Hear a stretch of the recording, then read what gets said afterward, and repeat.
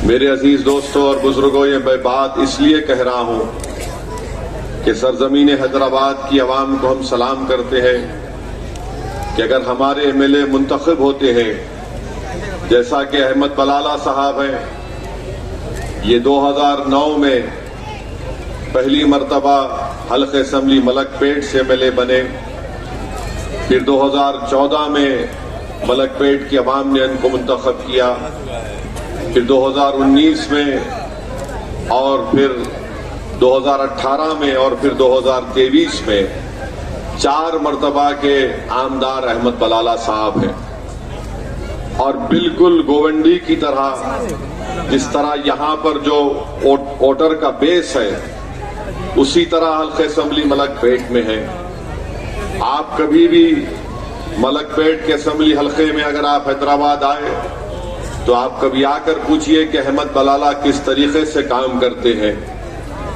वहां पर अहमद बलाला गरीबों के लिए बिला लिहाज मज़हब मिल्लत उनको गैस का सिलेंडर और एक गैस का चूल्हा देते हैं। कितने लोगों को दिया आपने अब तक? उन्होंने 15 साल में 15,000 गरीब माँ और बहनों को गैस का सिलेंडर और गैस का चूल्हा फ्री में दिया। इसमें कोई गवर्नमेंट की स्कीम की जरूरत नहीं थी, इसमें कोई गवर्नमेंट की स्कीम की जरूरत नहीं थी। अहमद बलाला ये करते हैं। फिर अहमद बलाला से हमने कुछ चीज सीखी। ये अपने विधानसभा में खवातीन को सिलाई का ट्रेनिंग सेंटर चलाते हैं। 2 महीने का ट्रेनिंग होती है और जितनी खवातीन उस पर ट्रेनिंग हासिल करती हैं, ट्रेनिंग मुकम्मल होने के बाद बाज़ाब्ता एक्सपर्ट लोगों से उनकी ट्रेनिंग दिलवाई जाती है खवातीन से।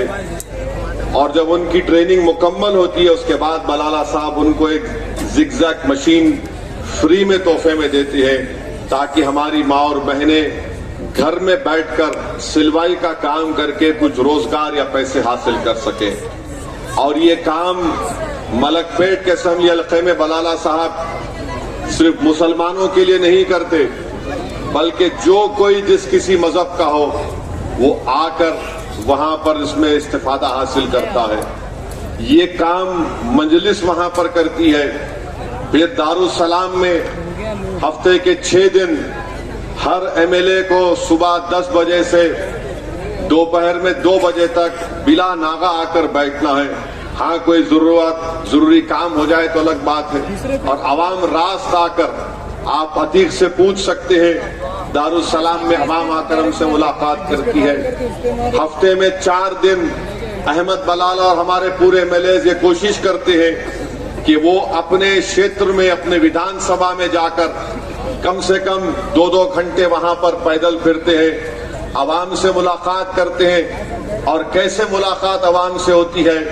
गवर्नमेंट के ऑफिसरों को साथ लेकर जाते हैं, चाहे वो वाटर वर्क्स का हो या म्युनिसिपैलिटी का हो या इलेक्ट्रिसिटी का हो।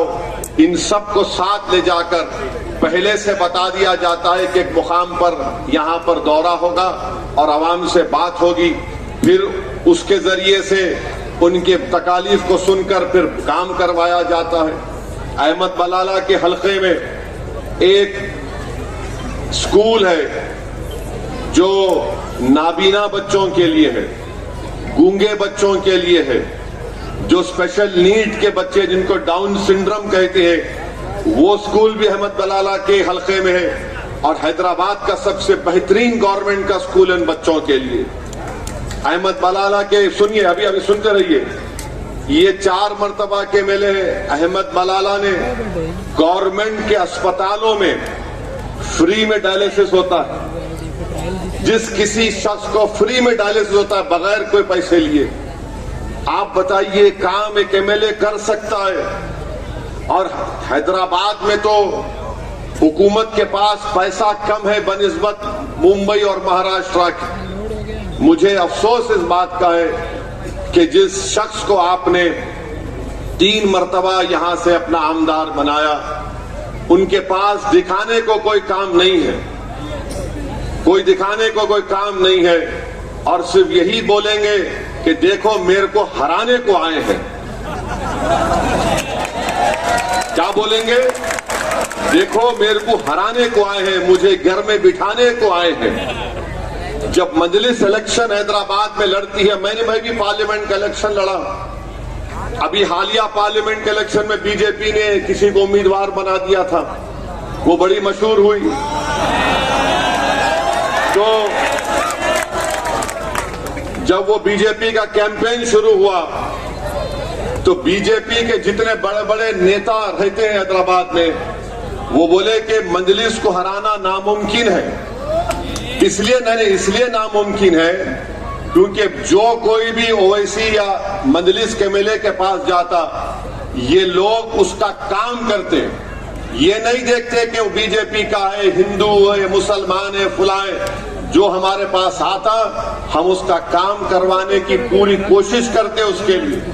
ये एक तरीका है मजलिस इत्तेहादुल मुस्लिमीन के काम करने का, इसीलिए हम इलेक्शन जीतते। मगर ये जो यहाँ पर जो साहब है और हमारे जो मुखालिफ है, वो समझते हैं कि नहीं ये दोनों भाई खड़े होकर जज्बाती तकरीर करते, हिंदू मुस्लिम करके जीत जाते।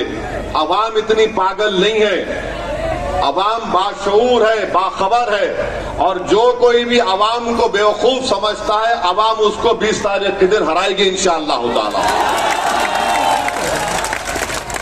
और फिर और सुनिए एक मिनट, और फिर अहमद बलाला के असेंबली इलाके में सबसे बड़ी जेल है।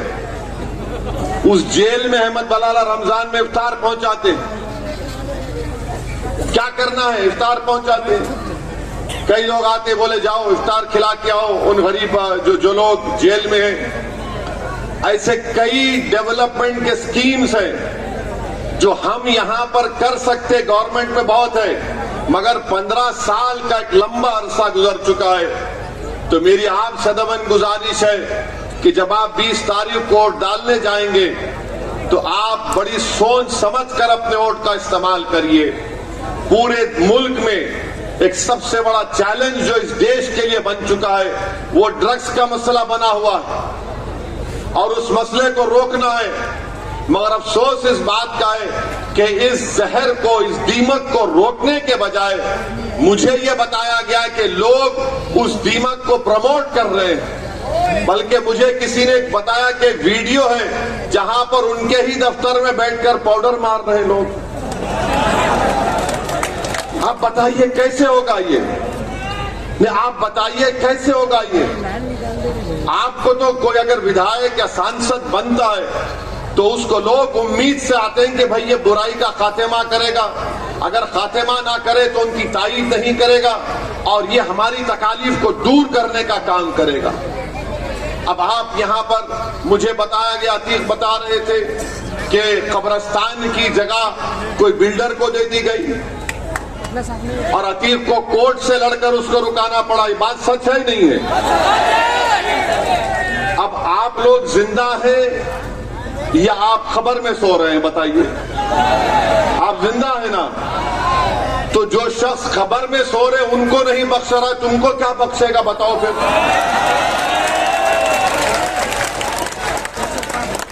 आप समझिए हमारी बात को।